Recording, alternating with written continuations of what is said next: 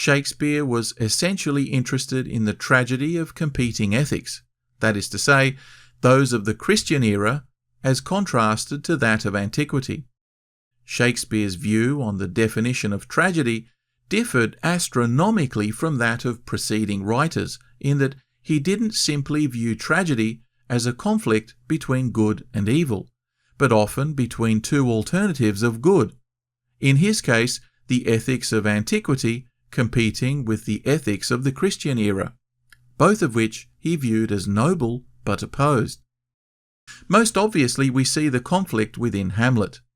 Killing Claudius, for example, was no longer a simple matter of dispensing material justice.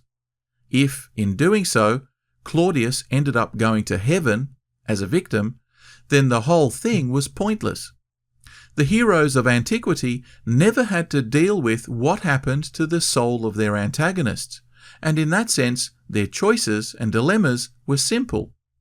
But in the Christian world, a hero's choices now involve this added layer of complexity, and therein lay the anxieties that gripped not only Hamlet, but any Christian who was placed in such a dilemma. Similarly vexatious was the views on suicide of the ancients, in contrast to the severe pronouncements of the Church against it. It was no longer an honourable way to exit, but a sure ticket to hell.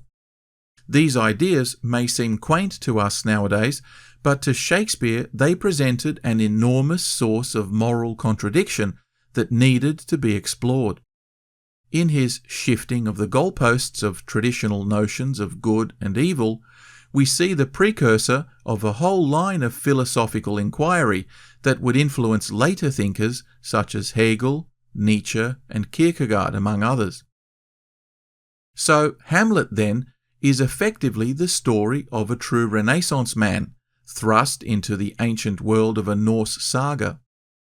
While the original source story would simply have Hamlet exacting revenge, the end, Shakespeare has him grapple with being a modern man living in a Christian